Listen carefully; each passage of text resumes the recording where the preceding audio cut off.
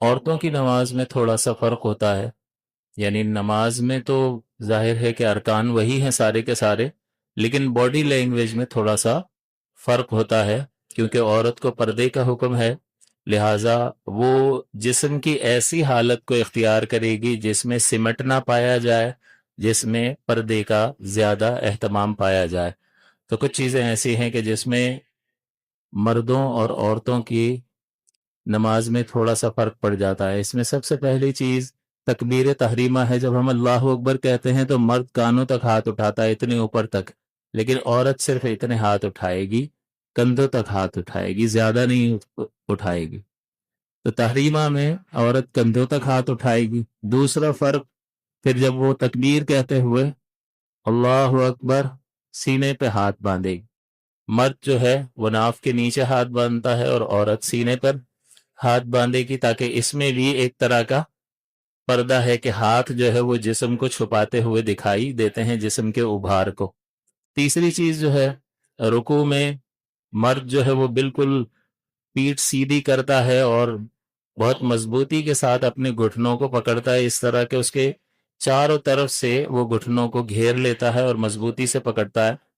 عورت یہ دونوں کام نہیں کرے گی، رکوع میں زیادہ جھکے گی بھی نہیں، بس اتنا کہ اس کے ہاتھ جو ہے وہ گھٹنوں تک پہنچ جائے، بس یہ اس کا رکوع ہے۔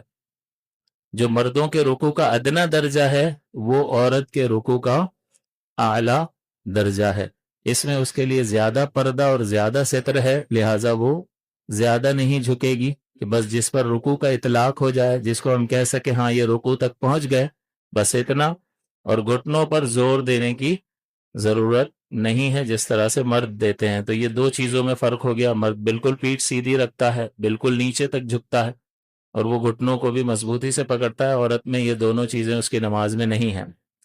سجدے میں جب ہم مرد جاتے ہیں تو ہم جو ہے اس طرح سے سجدہ کرتے ہیں، حضور صلی اللہ علیہ وسلم اس طرح سے ہاتھوں کو پھیلایا کرتے تھے اور یہ بالکل کھول دیا کرتے تھے کہ صحابہ فرماتے ہیں کہ اگر کوئی بکری کا چھوٹا سا بچہ اگر نکلنا چاہے تو ہاتھوں کے بیچ میں سے نکل جائے، اتنا فاصلہ ہوتا تھا۔ لیکن یہ اسی وقت ہے کہ جب بندہ اپنی نماز پڑھ رہا ہو یا برابر میں کوئی بھی نہ ہو تو اتنے ہاتھ وہ کھولے گا، لیکن جماعت میں ہوگا تو ظاہر ہے کہ جتنے کھول سکتا ہے اتنے۔ تو یہ بغلیں بالکل کھلی ہوئی ہوں۔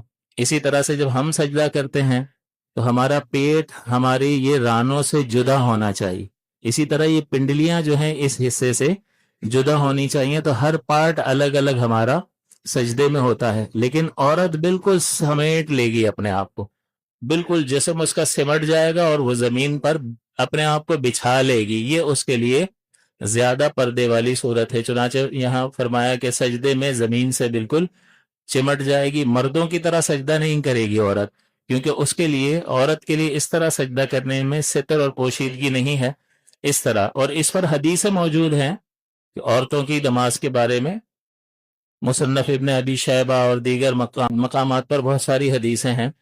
ہم ان دلائل کو تو ذکر نہیں کر رہے، ہم تو سیدھا سیدھا مسائل کا بیان کر رہے ہیں، جس کو لینا ہو لے لے، جس کو تحقیق کرنی ہو تو وہ کرتا رہے تحقیق۔ آخری چیز، جب قعدے میں بیٹھے گی اتحیات پڑھے گی یا سجدے سے اٹھے گی، تو جب قعدے میں وہ بیٹھے گی تو تورک کرے گی۔ تورک کا مطلب ہوتا ہے کہ دونوں پیر ایک طرف نکال دینا۔ یہاں سجدے میں تو ہم مرد جو ایک پیر کھڑا رکھتا ہے اور وہ دونوں ہی پیر کھڑے رکھتا ہے، لیکن جب سجدے سے اٹھتا ہے یا قعدے میں بیٹھتا ہے تو ایک پیر بچھا دیتا ہے، ایک کھڑا رکھتا ہے۔